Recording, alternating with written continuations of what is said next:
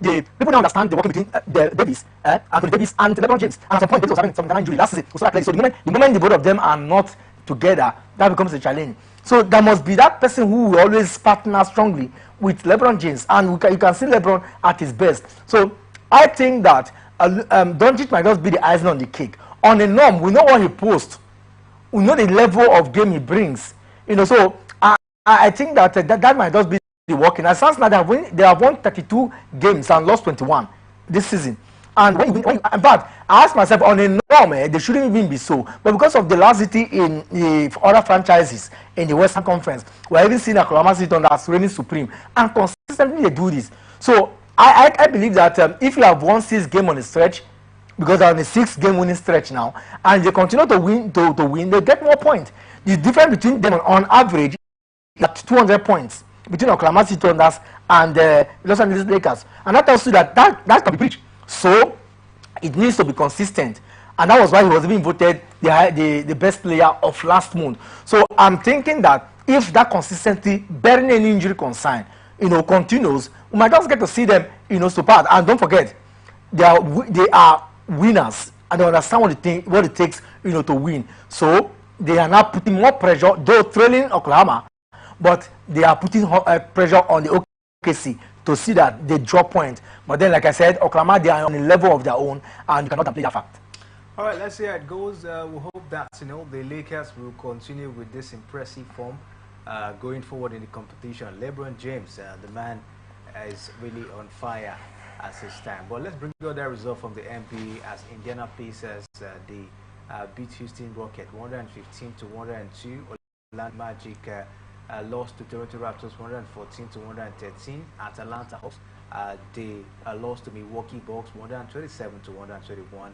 New York Knicks they lost to Golden State Warriors 114-102. Chicago Bulls they lost to Cleveland Cavaliers 139-117. Minnesota Timberwolves and they, of course, beat Philadelphia 76ers 126-112. San Antonio Spurs beat Brooklyn Nets 127-113. Phoenix Suns they beat LA Clippers 119-117, and we told the LA Lakers beat Orleans Pelicans 136-115 in that particular encounter. Let's quickly move on as we take a look at the Indian Wells. Carlos Alcaraz will take a softly approach as he vies to become just the 3rd man to win 3 straight titles at the Indian Wells, where he could find a member of that exclusive club, Novak Djokovic, standing his way in the quarterfinals. Alcaraz coming off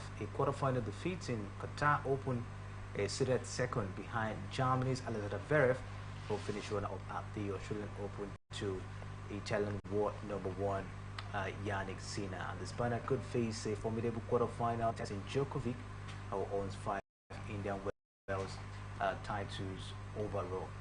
Temple, what do you make of it? Carlos Alcaraz looking forward to, of course, grab his 3rd Indian Wells title. What do you make of his appearance in this particular edition?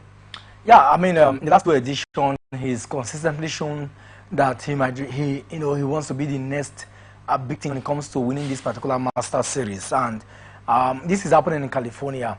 A lot of people think that if he gets to do that, he would have etched his name in the annals of the history of the Indian Wells, because likes of Djokovic, Roger Federer, these are players that have achieved such feats in the Indian Wells. Can he do that? For Djokovic, he has won it like 6 times, and so he understands what it takes to win. My only challenge is, other than looking at the ultimate prize, I think he needs to be humble enough to start on a norm. He shared the same record with Iga Swiatek. Iga Swiatek has also won it in the female category. Okay, and she's going in again for it. So for that thing, he has more advantage, because for nobody, this is not his thinking. His thinking is win more Grand Slam. Is this a Grand Slam? No. So I don't think this is motivating as compared to a Grand Slam. Okay, so I think that he has what it takes, but beware of some of the. He won't want to go into the tournament and lose. No, he won't want to go into the tournament, but if he loses against a certain Alcaraz, that will be equal. Because sometimes he has one above Alcaraz, haven't won in in the quarterfinals in the Australian Open. So their head-to-head is 5-3 now. yeah, okay, 5-3. Let's go 2 even against him. Yeah. So I think that for him, Akash is the biggest seed. You know, is the biggest seed in this tournament. I don't know whether a certain Verev is the biggest. But I see Akash. On rankings, I think that yes, Verev, but Verev has not been fantastic.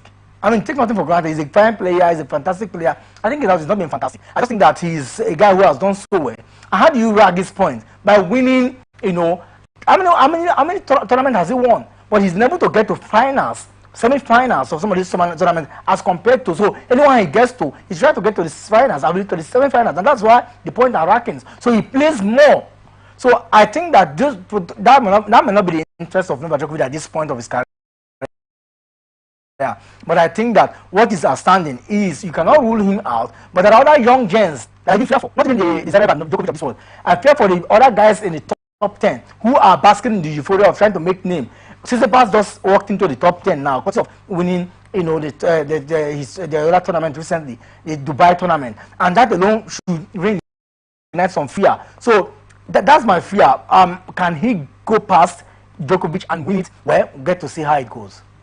Well, Michael, let's talk about beg your pardon, Alexander Zverev. Everyone was thinking, the absence of world number one Jannik Sinner will motivate him to want to see how to rack up the points and see if he can stay top and take up the world number one position. I don't know. The man has done fantastic in the last few games. You know, we've seen. Is he not motivated for the points? Why? He's not. He's motivated for the point. It's just that when you have other players that are more hungrier, are more clinical on the court, you just have nothing to do than to surrender to their firepower. Don't also forget that we have players like Taylor Fritz, who is also ranked among the world number 5 presently. You also have Danny Medvedev. You also have Casper Ruud.